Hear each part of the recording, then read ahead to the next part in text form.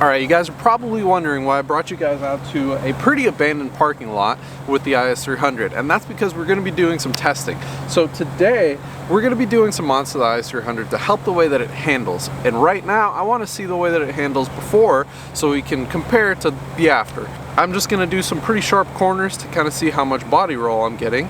And then once we get back to the shop and install what we're going to be putting on the IS300, we'll come back out, do the same thing, and see how that changes. So let's hop in and see what we can do.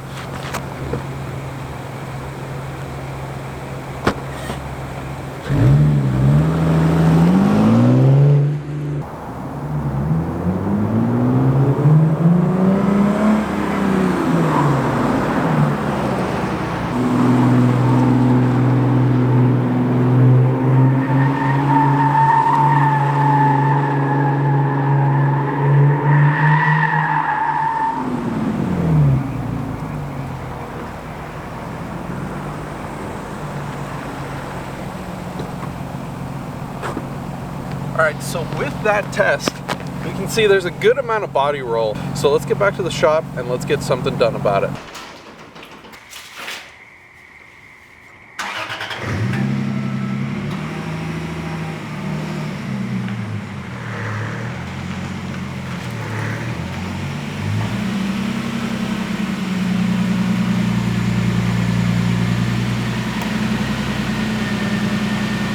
Now we don't want to get rid of all of the body roll because actually having a little bit is pretty useful when you're taking corners. That being said, if we want to eliminate it, there's a few things that we can do. Now the first thing that we can do is lower the entire suspension on the car, because the lower that the car sits, the lower the center of gravity is.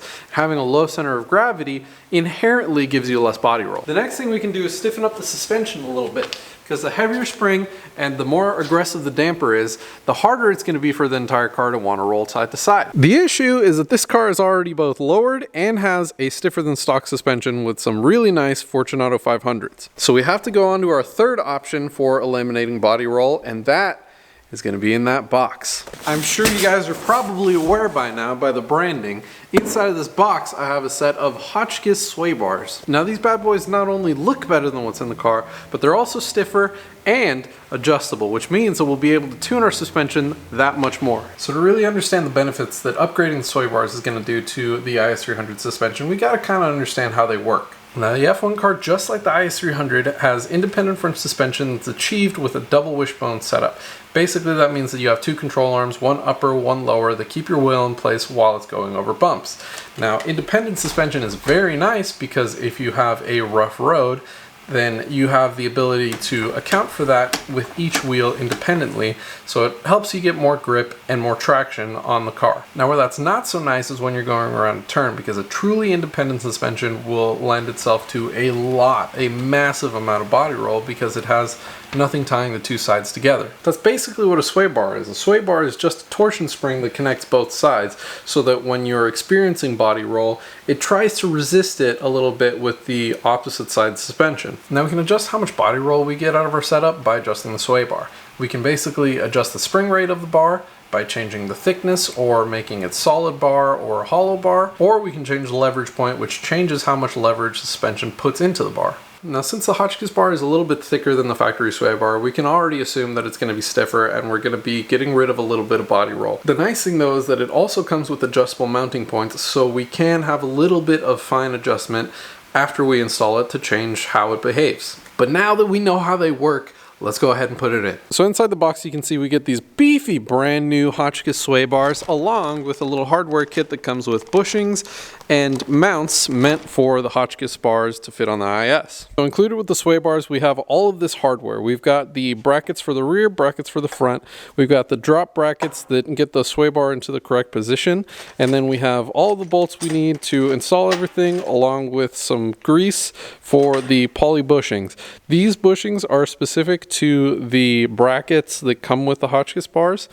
I am going to be keeping my old Lexus brackets just because I can get Super Pro bushings to throw in those that will also fit the Hotchkiss bar, just in case I want to, change it up later down on the road, kind of future-proofing it by keeping the brackets, but realistically, these are poly bushings with brackets that fit them, so it should be fine. With that being said, let's get these sway bars put in the car.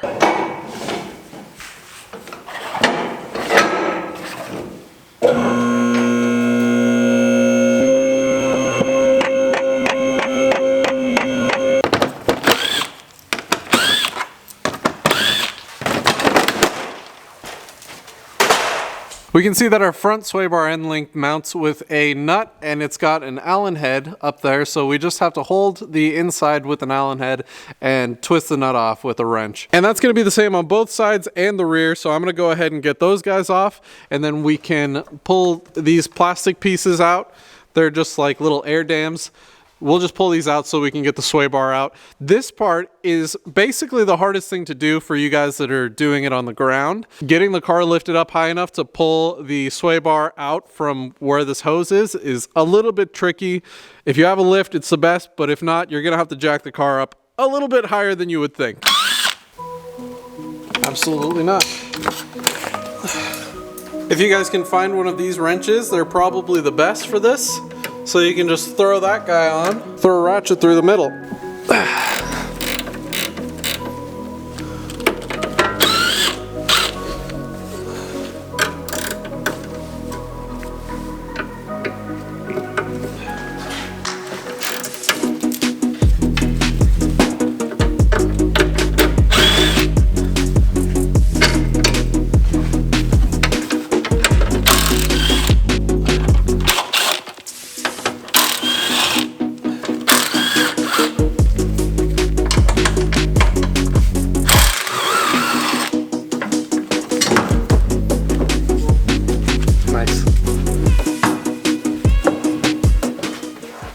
This part is the part that's a little hard for you guys at home.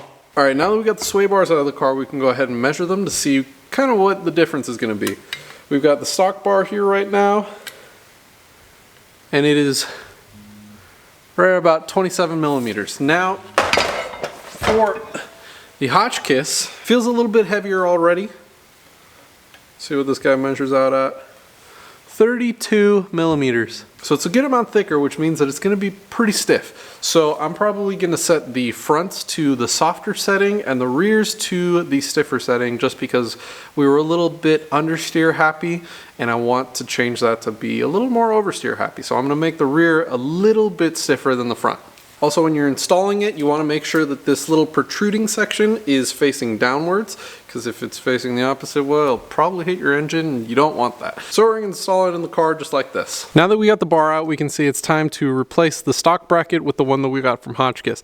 Now, we want to pay attention to something right next to the bar. As you can see, that is a yellow connector, and what do yellow connectors mean on Toyota and Lexus vehicles? It means that whatever you're messing with is part of the airbag system. Now in this case, that's an airbag sensor, so we don't necessarily want to be using the rattle gun too close to that. It's fine to take the sway bar out, but I'm not going to chance it to take the bracket out. I'm just going to take that one out with a ratchet.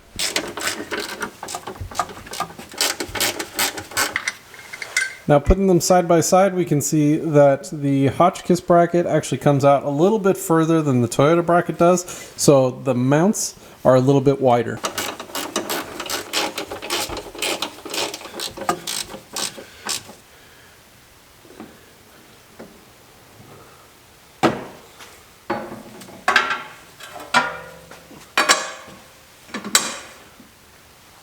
So I've got the bar hung up there. It's basically just hanging on the sway bar end links. So I put the nuts on it just so that it doesn't fall on my head.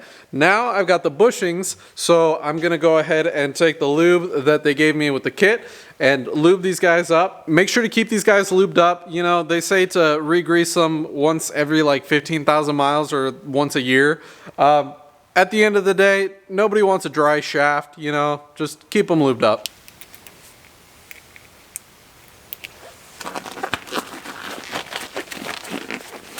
I got a new glove on so I can spread the grease in there, just because I don't want to introduce any dirt if I don't have to.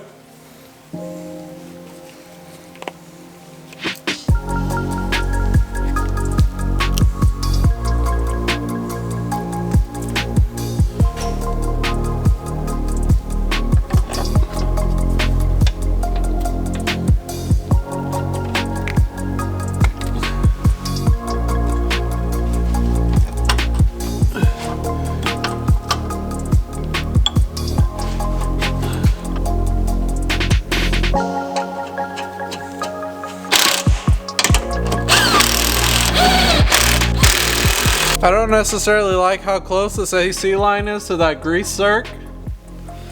So Maybe that's a good enough reason to swap to the Figs setup with the Super Pro bushings and the Toyota bracket. I don't know. I mean, realistically, it's not gonna touch. I'm just sketched out about it.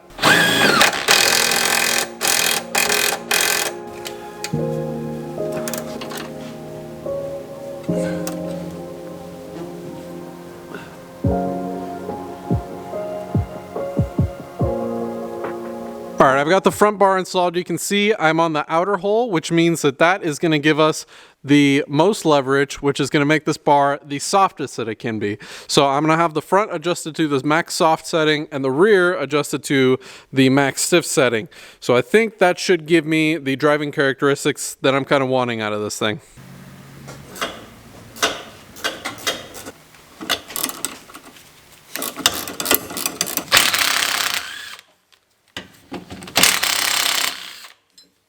Yep, that was in my mouth.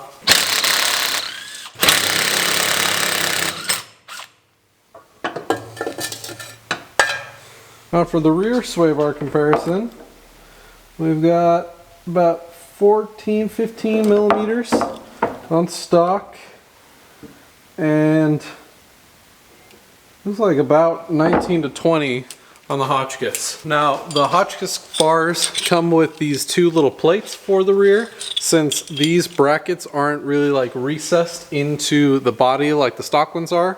So you want to make sure to put these in between the bushings and the body.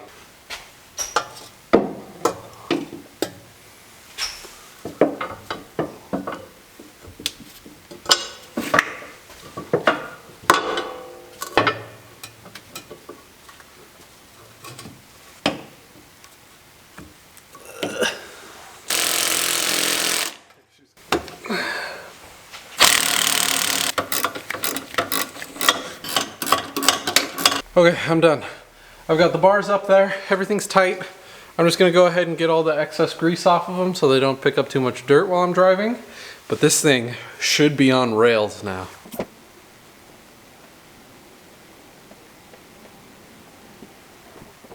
Alright boys, it's official.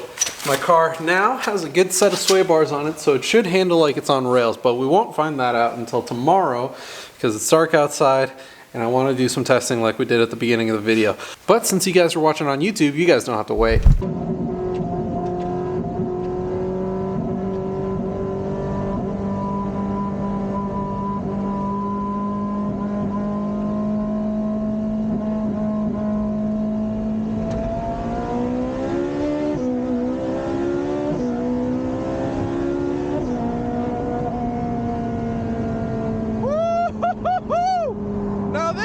Car!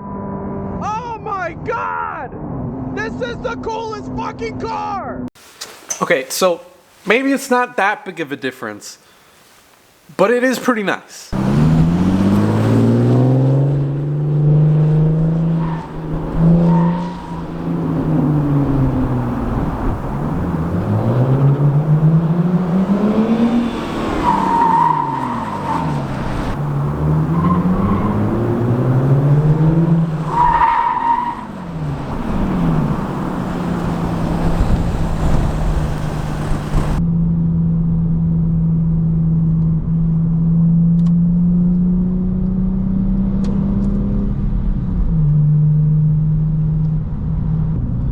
So I will say, after a few days of driving it, the sway bars do make a difference. It's not a giant difference. So I think that there's a few factors that go into it. Currently, my suspension, like I said, is already an upgraded set of Fortunatos that has a higher than normal spring rate. And I think for that reason, I'm already getting a pretty tight suspension feeling even before the sway bars. That being said, I do feel a little tiny bit less body roll, and it's a little more pointy when I'm turning in corners. So it's still got that good like feeling. I won't say it feels like a Miata, but it gives you a little bit more of that like small car, just being able to point it wherever you want. Kind of like a little bit go-karty. The steering wheel does feel a little bit tighter. I think it might be because of the caster. Maybe one of the wheels goes up more than the other, and the sway bar just tries to fight that. but it does feel a little bit tighter.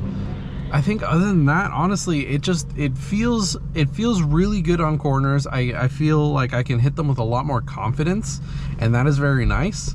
I haven't actually done any tests as far as like actually checking how much body roll it has, just because I haven't been able to find any empty parking lots since this is like the first day that it's been sunny outside and hasn't been raining.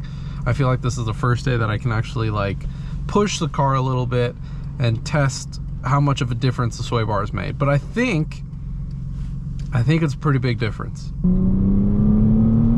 So I'm on a nice curvy road so that I can show you guys how good this thing feels to drive. Like I'm cooking right now. I'm not gonna lie to you guys, allegedly. And it's just so responsive. Looks like that's the end of our fun. While I don't think that it is like such a huge difference that like without this car would handle like garbage, this car already handles like amazing. It's one of the best cars that I've ever driven. So adding anything on top of that is already a huge win, you know. Obviously, maybe it's not as tight as the Ferrari that I showed you guys earlier, but you know, give me some power and you know, it's close. That's the only thing it's missing, you know. Suspension's tight. It looks pretty fucking good, you know. Maybe a little bit of power. Maybe a little bit of power and I can keep up with that Ferrari. Probably have to get rid of a lot of weight. Get some aero. Bigger tires. Maybe put like $40,000 into this thing and I could probably beat that Ferrari around a track. Maybe 50, maybe 70, who knows? But I do think there is a threshold at which I could beat it. I don't know what it is, but we'll find out. I swear to God, we'll find that out.